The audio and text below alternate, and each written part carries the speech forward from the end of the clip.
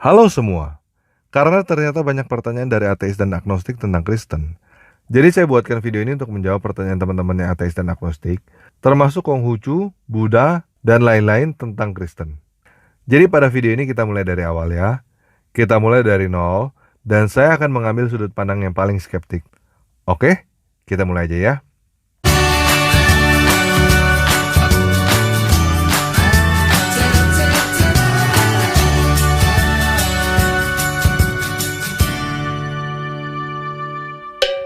Nah, seperti yang saya katakan, saya akan mulai dengan sudut pandang yang paling skeptik. Bener gak sih ada dewa yang menciptakan langit dan bumi? Bener gak sih ada yang namanya surga neraka? Bener gak sih ada yang namanya kehidupan setelah kematian? Dan saya mau mulai dengan jawaban enggak ada. Saya mau mulai dengan pemikiran bahwa yang namanya Tuhan, ilah, dewa, itu hanya mitos. Orang zaman dulu ngelihat petir, nggak ngerti kenapa ada petir, langsung berkata, oh itu ada dewa petir. Orang nggak ngerti kenapa ada alam semesta, langsung berkata, oh itu ada dewa pencipta. Betul nggak? Kalau surga neraka, itu cuma upaya orang untuk nakut-nakutin orang lain. Upaya orang untuk menjajah orang lain dengan agama. Kenyataannya kita nggak perlu yang namanya agama untuk menjadi orang baik. Bahkan orang yang lebih jahat, biasanya adalah orang yang kelihatannya beragama. Sampai-sampai ada orang yang bisa membunuh orang lain karena disuruh agamanya. Kenyataannya agama bukan solusi, malah bencana. Betul nggak?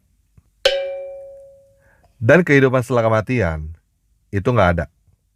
Karena yang namanya mati, yang nggak hidup. Betul nggak? Jadi saya mau mulai dengan pemikiran, yang namanya dewa, surga neraka, kehidupan setelah kematian, termasuk reinkarnasi, hanya kepercayaan tanpa bukti. Hanya belief system. Ada karena dipercaya ada. Nggak ada karena nggak percaya ada. Oke? Yang benar-benar fakta, yang benar-benar kenyataan, yang benar-benar pasti adalah kita semua pasti mati. Betul nggak? Nah, segalanya jadi berubah karena ada satu orang yang katanya bangkit dari kematian dan hidup abadi di langit, di surga. Namanya Yesus. Dia dibunuh karena dia menyamakan dirinya dengan dewa pencipta. Dia dibunuh karena dianggap menghujat dewa. Sebelum dia dibunuh, dia berkata bahwa dia akan dibunuh dan akan bangkit dari kematian pada hari yang ketiga. Setelah dibunuh, katanya dia bangkit pada hari yang ketiga, kemudian naik ke langit dan hidup abadi disaksikan oleh orang banyak. Dan yang lebih menarik lagi, Yesus ini menjanjikan kebangkitan dari kematian pada akhir zaman dan hidup abadi bagi orang-orang yang percaya kepadanya di dalam langit dan bumi yang baru. Bagi orang-orang yang mengikuti perintah Dia. Kalau kita lihat perintah-perintahnya, sebenarnya cukup gila. Orang disuruh mengasihi orang lain termasuk musuh. Orang yang ditampar pipi kiri disuruh kasih pipi kanan. Ini nggak masuk logika. Betul? Jadi begini, kalau cerita tentang Yesus ini benar, kalau benar ada orang yang bernama Yesus bangkit dari kematian, maka dia adalah bukti adanya kehidupan setelah kematian. Maka dia adalah bukti adanya dewa. Karena dia bangkit dari kematian dan menjadi dewa.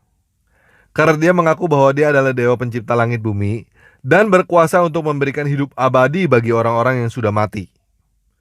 Sebuah kabar baik, sebuah pengharapan bahwa suatu saat nanti kita bisa bangkit dari kematian dan hidup abadi di tempat yang isinya semua orang yang saling mengasihi. Nah, gimana kalau cerita tentang Yesus ini salah?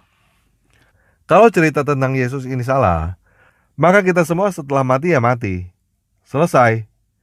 Yang namanya dewa, surga neraka, atau kehidupan setelah kematian hanya omong kosong tanpa bukti. Nggak ada yang bisa membuktikan bahwa dewa itu ada. Surga neraka itu ada. Kecuali orang itu terbukti balik dari kematian dan hidup abadi. Jadi sekarang pertanyaannya adalah apakah cerita tentang Yesus yang bangkit dari kematian ini beneran atau cuma mitos? Pertanyaan pertama yang harus kita periksa adalah apakah benar pernah ada orang yang bernama Yesus ini? Apa buktinya pernah ada orang yang bernama Yesus? Bukti pertama tentunya 4 biografi tentang Yesus yang dipercaya oleh orang Kristen. Matius, Markus, Lukas, dan Yohanes. Matius adalah pemungut cukai yang mengikuti Yesus. Markus adalah muridnya Petrus, yang merupakan ketua kelasnya murid-murid Yesus. Lukas adalah dokter yang mengumpulkan informasi dari berbagai narasumber yang melihat Yesus secara langsung. Dan Yohanes adalah salah satu dari 3 orang murid yang paling dekat dengan Yesus. Jadi kita punya 4 biografi kesaksian tentang Yesus Kristus yang ditulis oleh 4 orang yang berbeda. Nah, bagaimana jika 4 orang itu kong kali kong? Mereka kan hopeng, teman baik. Bisa aja mereka ngumpul bareng, ngarang cerita tentang Yesus kan? Ada gak bukti catatan tentang Yesus di luar Alkitab yang bukan ditulis oleh orang Kristen? Jawabannya adalah ada. Kita punya beberapa orang yang bukan murid Yesus, tetapi menulis tentang keberadaan Yesus. Yang pertama adalah seorang sejarawan Yahudi, namanya Flavius Josephus. Dia menulis tentang sejarah Yahudi pada tahun 93 Masehi. Di dalam bukunya, ia menulis tentang Yesus, Mesias yang disalibkan pada masa pemerintahan Pontius Pilatus. Selain itu, dia menulis tentang saudara Yesus Kristus yang bernama Yakobus. Dan dia juga menulis tentang Yohanes Pembaptis yang dipenjara dan dibunuh. Yang kedua adalah seorang senat dan sejarawan Romawi, namanya Cornelius Tacitus. Dia menulis tentang sejarah Romawi pada tahun 115 Masehi. Di dalamnya dia bercerita tentang penyaliban Yesus pada masa pemerintahan Pontius Pilatus. Selain itu, kita punya bukti kubur kosong yang dijadikan gereja makam kudus di Yerusalem. Dan kita juga punya kain kafan yang merekam wajah dan penyaliban Yesus yang disimpan di gereja di Turin, di Italia. Sampai sini bagaimana? Masih belum cukup bukti ya? Ini semua masih bisa direkayasa. Bisa jadi ini seperti cerita Superman atau Sun Gokong yang mungkin dianggap kisah nyata dan dibikin merchandise-nya, ya kan? Begini, cerita Yesus ini bukan cerita biasa yang gak ngaruh apapun. Banyak orang dibunuh secara besar-besaran gara-gara cerita kebangkitan Yesus ini. Ada gak orang yang dibunuh karena meyakini cerita Superman atau Sun Gokong atau cerita dongeng yang lain? Jangankan dongeng, banyak orang yang mengubah kesaksian yang benar kalau diancam mau dibunuh. Betul gak? Tetapi para saksi mata Yesus ini berbeda. Mereka tetap berkata bahwa Yesus bangkit dari kematian, walaupun diancam mau dibunuh. Dan kenyataannya hampir semua saksi mata Yesus dibunuh. Karena sampai mati mereka tetap bersaksi bahwa Yesus bangkit dari kematian. Kalau kita baca sejarah, Yesus adalah orang Yahudi pada abad pertama. Pada abad pertama, Yahudi adalah jajahan Romawi. Pada abad keempat, Kristen menjadi agama resmi Romawi. Kaisar Romawi yang bernama Konstantin menjadi Kristen. Nah, apakah mungkin Romawi yang ngarang cerita tentang Yesus? Nggak mungkin. Kenapa nggak mungkin? Karena pada masa itu, Romawi sudah punya banyak dewa. Dan yang dipercaya sebagai anak dewa adalah Kaisar Romawi. Konstantin udah dianggap anak dewa oleh rakyatnya. Dia gak punya kepentingan untuk mengangkat seseorang dari suku jajahan menjadi dewa. Kalau Romawi mau mengarang tentang manusia dewa, udah pasti ceritanya berbeda. Gak mungkin pakai Yahudi. Yahudi itu jajahan. Dan kenyataannya, Romawi punya cerita manusia dewa yang bernama Hercules. Semua negara yang menjajah memaksa dewanya kepada jajahannya. Jadi gak mungkin Kaisar Romawi ngarang cerita tentang Yesus, manusia dewa dari Yahudi, dan memaksa rakyatnya untuk percaya. Yang ada adalah mayoritas rakyatnya sudah percaya manusia dewa dari Yahudi yang bernama Yesus itu. Dan Kaisar Romawi terpaksa menjadi Kristen supaya menyenangkan rakyatnya. Nah, jadi bagaimana kepercayaan tentang manusia dewa dari Yahudi ini bisa berkembang di Romawi? Apakah karena zaman itu orang-orang Yahudi lebih pintar daripada orang-orang Romawi? Enggak. Kalau orang Yahudi lebih pintar, orang Yahudi yang menjajah Romawi. Apakah zaman itu nggak ada agama? Enggak. Romawi dari dulu udah punya agama dan kepercayaan kepada dewa-dewi. Apakah pada zaman itu nggak ada orang skeptis yang mempertanyakan seperti yang kita lakukan sekarang? Pasti ada. Banyak filsafat yang berasal dari Romawi. Perkembangan agama Kristen pada zaman itu nggak lebih mudah daripada zaman sekarang. Jadi kenapa agama Kristen bisa menaklukkan Romawi? Apakah orang-orang Kristen pada zaman itu angkat pedang melawan Romawi? Enggak. Orang-orang Kristen pada zaman itu malah lebih dianiaya daripada zaman sekarang. Dan justru karena orang-orang Kristen itu dianiaya, malah berkembang dan menaklukkan Romawi.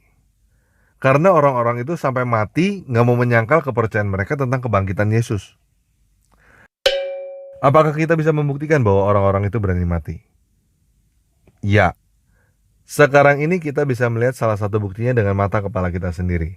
Orang ini namanya Saifuddin Ibrahim, dan orangnya masih hidup. Sekarang kita hidup di negara yang mayoritas Islam. Saifuddin Ibrahim ini adalah mantan guru agama Islam yang menjadi Kristen. Dia pernah dipenjara dan dibully di dalam penjara karena dianggap menista agama Islam. Sebelum dipenjara, dia ditawarkan untuk memilih meninggalkan Kristen atau masuk penjara. Dia memilih masuk penjara daripada meninggalkan Kristen. Dan di dalam penjara, dia tetap memberitakan kabar baik Yesus walaupun digebukin. Kenapa Saifuddin Ibrahim seperti itu nggak akan kita bahas di sini ya. Tapi yang pasti orang ini adalah bukti hidup yang ada di depan mata kita. Sampai saat ini, orang ini masih hidup. Sudah keluar dari penjara, masih memberitakan kabar baik tentang Yesus, dan buku-bukunya dijual di link yang ada di bawah video ini. Walaupun dia pernah dipenjara dan dia diancam masuk neraka oleh agama dia sebelumnya. Saifuddin Ibrahim adalah bukti bahwa para saksi mata peristiwa Yesus berani memilih mati daripada menyangkal kesaksiannya.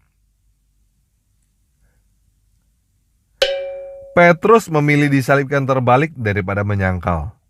Para murid Yesus yang lain ada yang dirajam batu, ada yang dipenggal, ada yang ditusuk, macam-macam.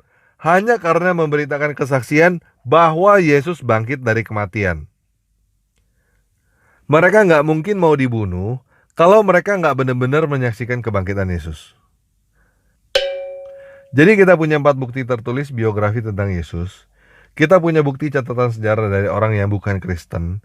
Kita punya barang bukti berupa kubur kosong dan kain kafan. Dan kita punya bukti para saksi mata yang rela dibunuh untuk mempertahankan kesaksiannya. Nah, saya sudah menunjukkan bukti kematian dan kebangkitan Yesus Kristus. Sebagai skeptik, bukti apa lagi yang kurang? Yang kurang adalah bukti kedewaan Yesus. Benar gak Yesus adalah dewa yang sangat berkuasa sampai detik ini, bahkan sampai selama-lamanya? Untuk membuktikan hal ini, saya bisa kasih lihat kesaksian dari banyak orang yang masih hidup sampai saat ini tentang kuasa Yesus Kristus. Tetapi semua itu gak ada gunanya kalau kamu gak membuktikan sendiri. Bener gak? Sekarang bagaimana kalau kamu sendiri yang membuktikan kuasa kedewaan Yesus? Di dalam Yohanes 15 ayat 7, Yesus berkata, "Jikalau kamu tinggal di dalam aku, dan firman-Ku tinggal di dalam kamu, mintalah apa saja yang kamu kehendaki, dan kamu akan menerimanya." Jadi Yesus berkata, kalau kamu hidup di dalam jalan Yesus, dan perkataan Yesus ada di dalam kamu minta apa saja yang kamu mau dan kamu akan menerimanya. Maksudnya, kamu coba baca Alkitab mulai dari Matius, dengerin apa yang Yesus katakan kepadamu dan kamu lakukan. Maka apapun yang kamu minta, kamu akan menerimanya. Kamu gak perlu jadi orang Kristen dulu, kamu gak perlu dibaptis dulu, kamu gak perlu ke gereja dulu, atau apapun juga. Kamu gak perlu dengerin apa kata orang lain. Kamu cuma perlu dengerin kata Yesus tentang apa yang harus kamu lakukan. Bagaimana? Mau gak? Kalau kamu mau, kamu tinggal download aplikasi Alkitab secara gratis dan mulai baca Alkitab dari Matius. Kalau kamu bisa bahasa Inggris, saya sarankan kamu untuk baca bahasa Inggris. Cari versi yang gampang kamu mengerti. Oke, silakan membuktikan. Sekian video kali ini. Dan sekarang saya berdoa supaya Roh Kudus turun ke atas kamu yang mau membuktikan kuasa Yesus. Kalau kamu sakit, biarlah kamu menjadi sembuh dalam nama Yesus. Kalau kamu miskin, biarlah kamu diberkati melimpah-limpah dalam nama Yesus.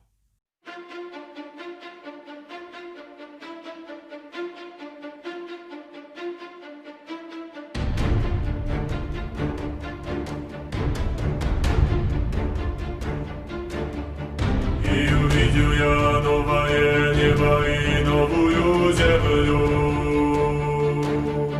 ибо прежнее небо и прежняя земля минула.